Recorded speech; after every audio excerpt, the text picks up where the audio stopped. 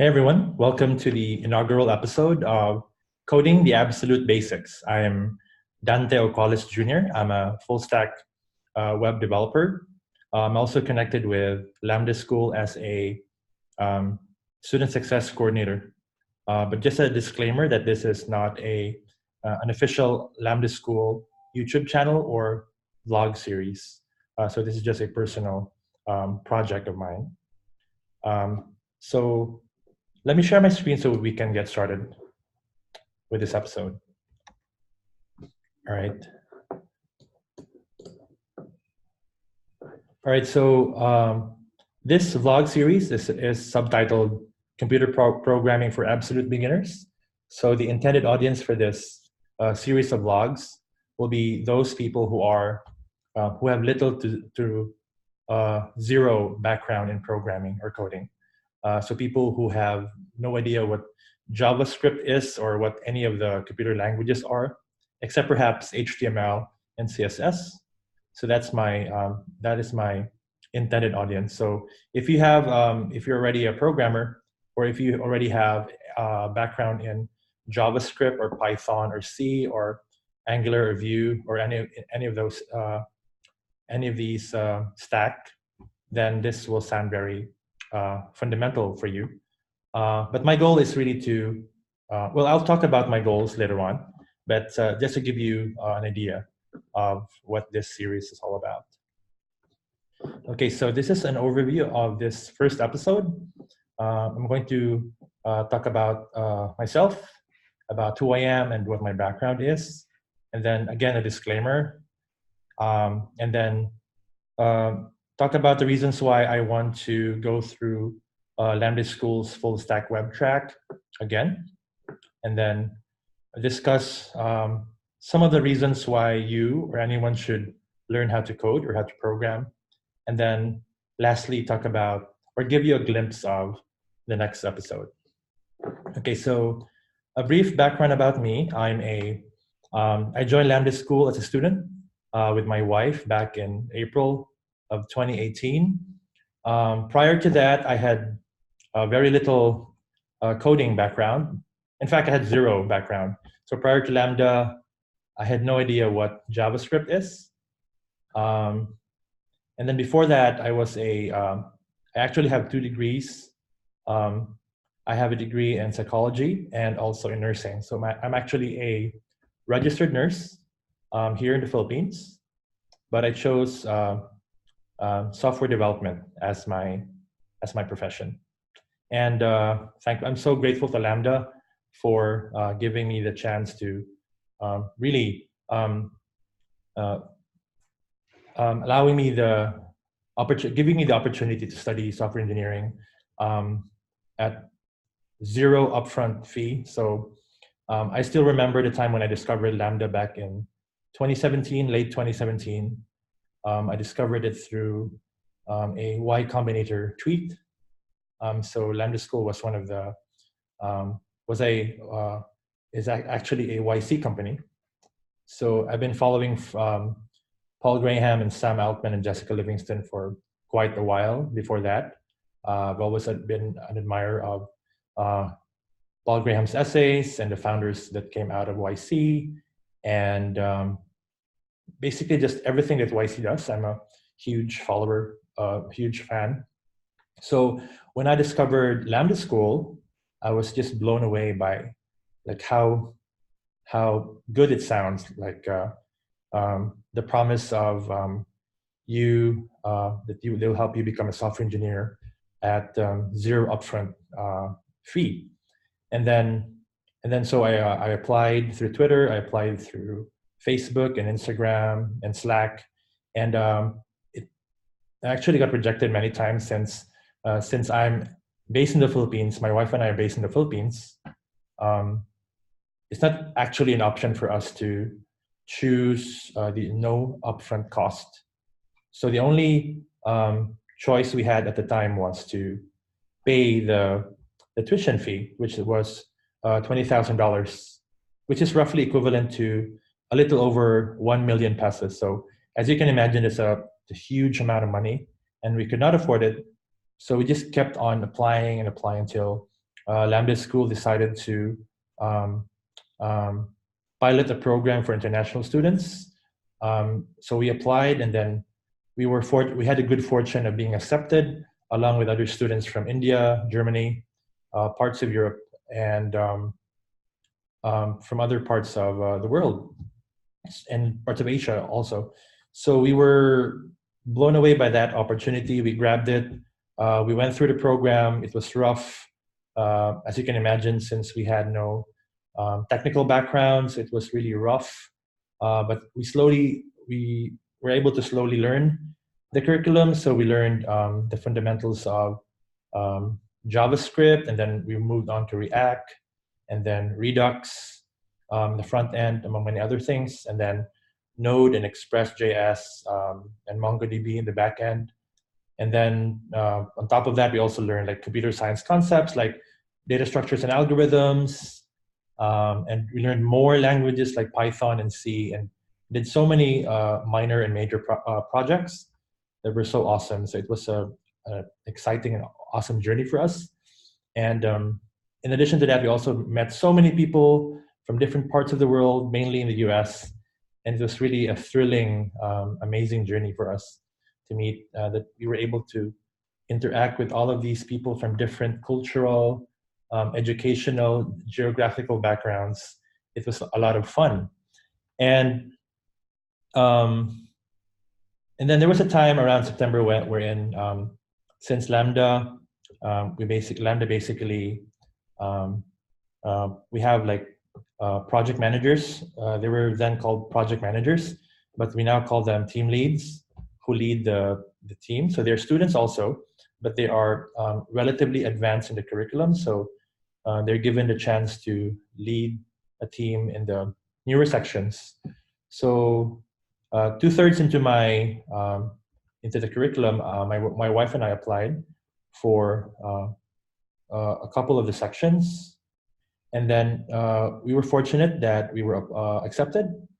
My wife became a team lead for full stack web cohort, and then I was offered the role as a section lead for what was then called Lambda Next, which is a job search support program. So I did that for a while, and then around November, I remember the date exactly, November 26th, since it was really a mind-blowing day for me, a momentous day for me. Lambda School offered me a job to join the student success team as a student success coordinator. So that's really amazing. It was amazing. I actually chronicled this whole thing in a Medium article.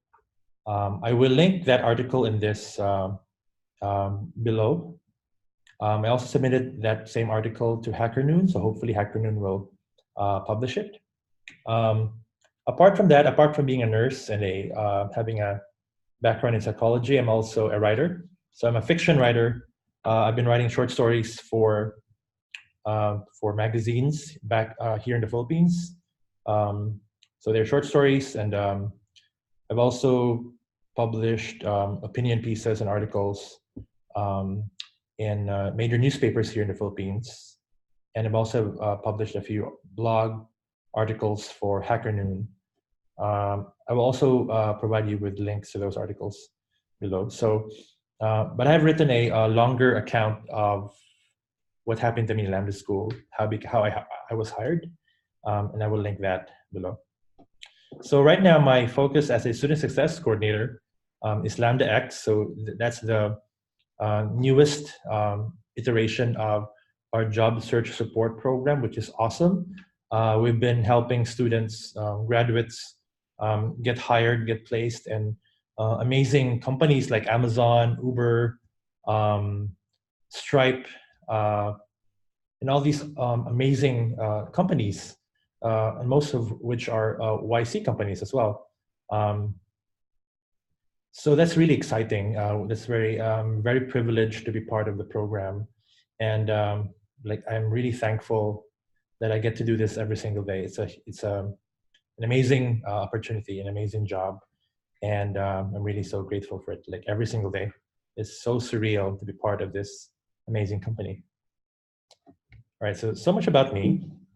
let's now proceed to the disclaimer. I already mentioned this earlier, that this is not an official Lambda School YouTube channel or vlog series. This is, I'm also not an instructor in any of the tracks or courses. So Lambda School, if you're not familiar with Lambda School, I should have done this earlier, but if you're not familiar with Lambda School is a coding school based in San Francisco. We offer several tracks to students. We teach full stack web, iOS, UX, UI, and data science tracks, and these are 9 months long. So we help students, we teach and train students from the very start, having little to zero background in programming or designing. And then they go through the full 9 months of the curriculum. And then in the end, they become professional developers and designers. And then there's a program in the end wherein we help them, we train them. We help prepare them for their job search, and then we help them get placed in the best companies possible. So, as I've mentioned, this is just a personal vlog, and dedicated to documenting my journey as I revisit the things that I've studied in the full stack web track. So I will go through the whole track again, from the fundamentals of web development, namely HTML, CSS, and JavaScript, and then proceed to React, and then Redux, and then Express, Node, and front end and back end, and then also delve into computer science concepts. And then teach others the fundamentals of coding as a way of mastering the material. Since, really my overall goal is really to become a great software engineer. And what better way to do that than to teach others to do it, so that I will know the gaps in my learning and so that I can fill them up. I have so many quotes from Richard Feynman that I really, really love. But this simple quote captures the basic idea. He said that if you want to master something, teach it. So since I want to master software engineering or web development and computer science, I want to teach it to others, especially those who have little to no background, so that I will become good at what I do. Okay, so here are my reasons for why I want to go through the full stack web track again. It's basically to review the full stack web track, keep myself technically sharp, and eventually master it. I haven't been really coding in my spare time as a coordinator. So that is something I want to change. I want to be able to code regularly, if possible daily. And then number 2, learn topics which I didn't get to study previously. So back when we studied the web track, we didn't have any lessons on React hooks. So I want to learn that and more. Perhaps learn Java, perhaps learn SQL, since SQL was not taught during my time here in Lambda. And then also participate in build weeks and labs and build full stack products with a team. I want to be able to reach the point wherein I can build any kind of software, any kind of full stack software on my own or with a group of people. So I want to reach that point. At this point, I can't do that yet. I can code, but not really to the point wherein like I'm really, really good at it. So I wanna change that. During my time, we had project weeks wherein, so basically, if you break down Lambda School's curriculum, there is like the module at the very basic level. So that's like the lesson for the day, and then that makes up the sprint. So the sprint is like um, the whole lesson or concept for a given week for full-time, or 2 weeks for part-time. And then the sprint makes up the unit. So the unit is like it's composed of sprints. So for instance, the full stack, the front end part of the curriculum is composed of 3 units, if I'm not mistaken. Yeah, and then the back end part is made up of 1 unit. So there's that. So, and then at the end of each unit, or within each unit, there is it used to be called Project Week. So it gave us a chance. We had 1 week we were given the chance to apply everything that we have learned from previous sprints into that 1 week. So it was a solo project, a solo effort. We did it for 1 week, but months later we changed that into build sprints. So build sprints are similar to Project Week, but the only difference is that instead of working alone, you'll be working with other people. So you will be collaborating you will be collaborating with students from different sections, from earlier or newer sections, and from students from other tracks as well. So build sprints are very amazing. So it simulates like a real dev team. So there'll be web developers, there will be UX designers, and so on. And so that happens for 1 whole week. And then the major project happens during labs. So labs is composed of um, um, 2 units or 8 sprints, and it's like it teaches you how to really develop a full stack web application or software, a full stack software. So similar to labs, build sprints, you'll also be working with other developers, designers, data scientists, and so on. So it's really an amazing, during that period, students are able to create like mind-blowingly amazing products. So it's truly a learning experience. So you're given a chance to work with a team, develop your professional skills, your communication skills, and of course your technical skills. And then, so I didn't get to join Build Sprint. I didn't get to join Build Sprints and labs during my time, since I was hired prior to labs, and I wasn't able to join build sprints because during my time it was just project weeks.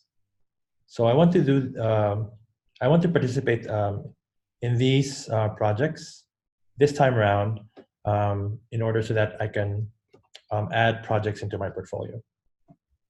All right, let's move on. Another reason is to gain new insights about the student experience. So as a student success coordinator, it's crucial for me to understand what students go through on a daily basis, and what their experience is like with regards to the curriculum, with the instructor, and with the schedule and every other thing that comprises the student experience. Of course, I already have that insight since I was a student last year, but since Lambda School's curriculum like evolves constantly, we're constantly making it better. So we iterate often.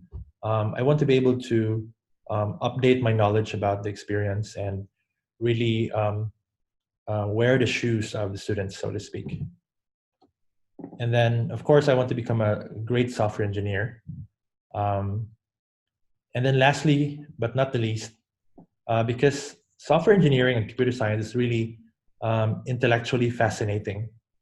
And studying it, I think it's intellectually rewarding also. So I remember studying computer science and learning these like learning about data structures and algorithms.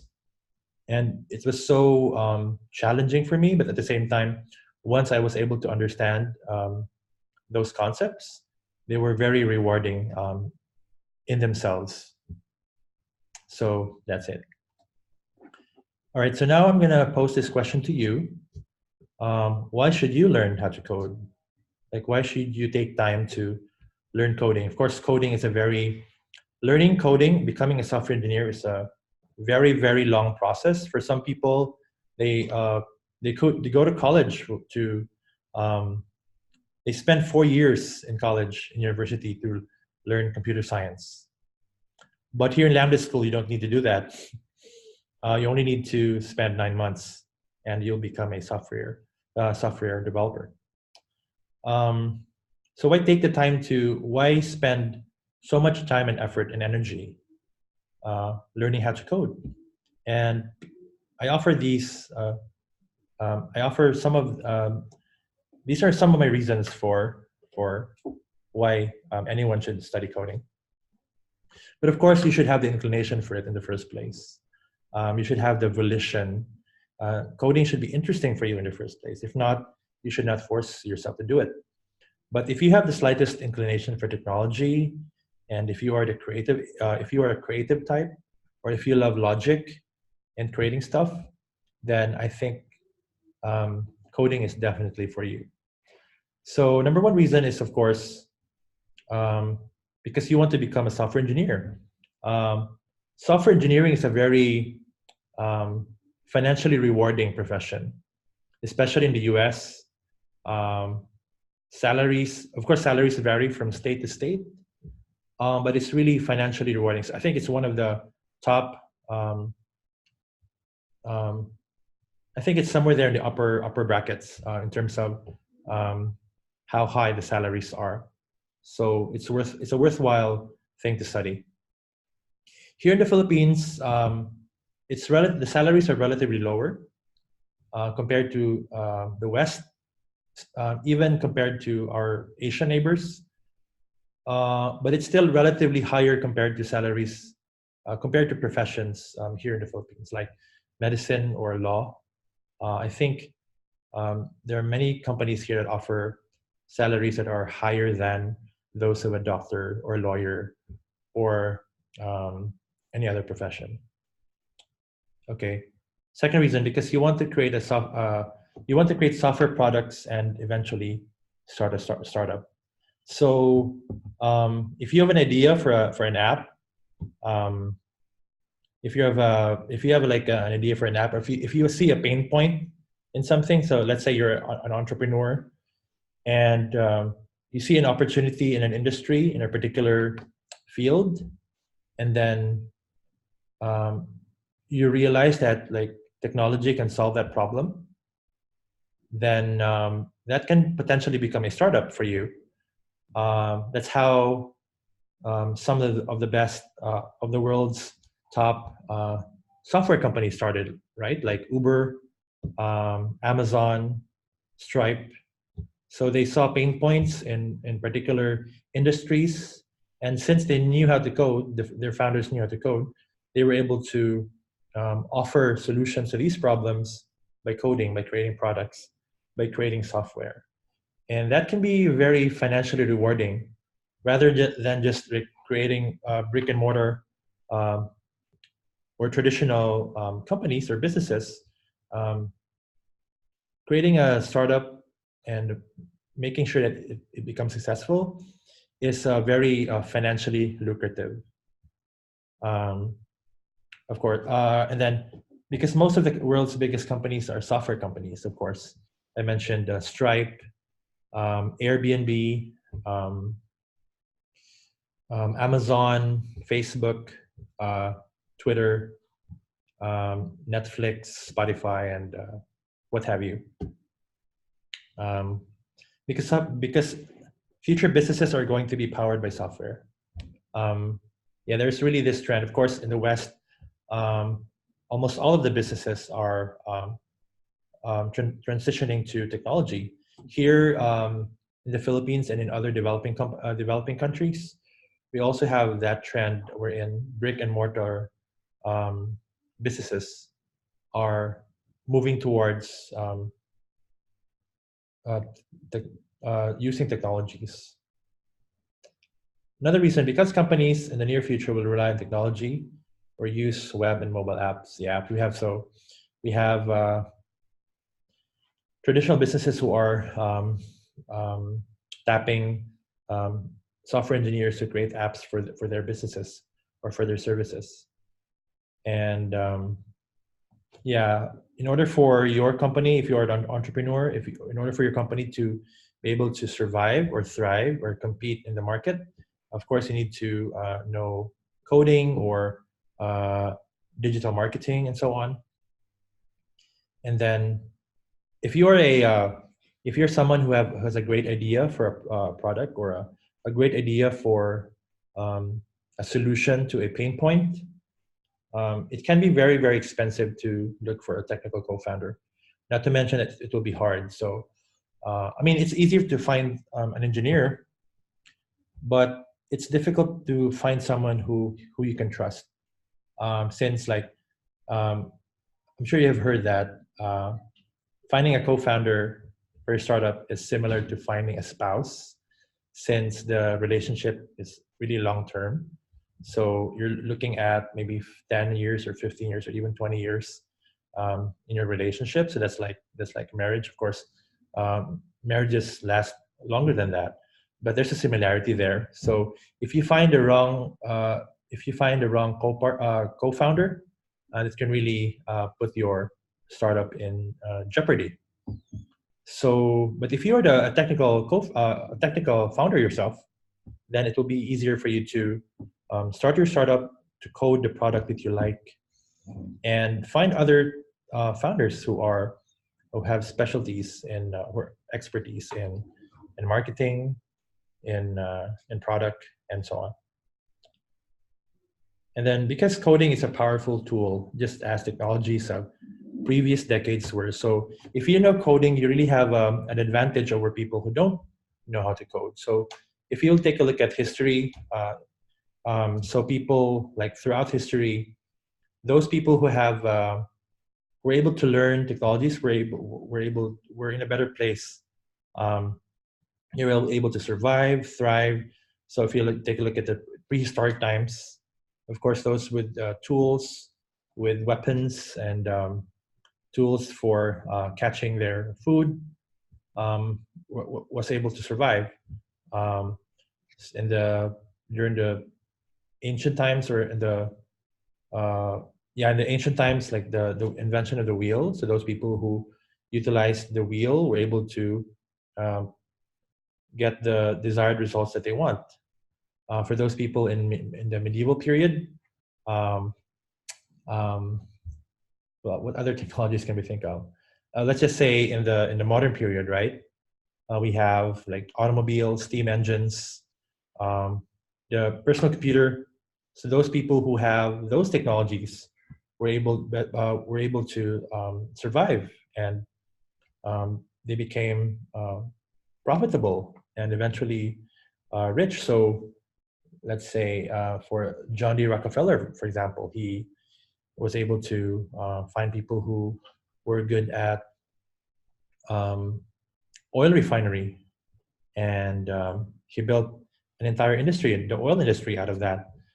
People like Steve Jobs, who knew how to code, Steve Wozniak, who were good at computers.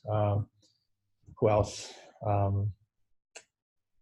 Yes, we have all these people who use technology to leverage themselves, and they came out really ahead because they use these technologies. So similarly, if you know coding, you have, it's like a superpower. So you knew how to code, and because of that, you can create like any kind of product you want, any kind of software that has the potential to become a company, and that company has the potential to solve like the world's problems. And the bigger problems you're able to solve, the more profitable, the better it will be for you. All right, so that wraps up this episode. Let me give you a glimpse of what we will be talking about for the next episode. So for the next episode, we'll be, I will give you an overview of the whole series, the blog series. And then for future episodes, we'll be talking about, I'll give you an introduction to web development, in particular HTML, CSS, and then we'll dive a bit deeper into JavaScript. And yeah, that's it for now. I hope you will tune in next time. Thank you so much for joining me. And yeah, I'm very excited to start this series. Bye.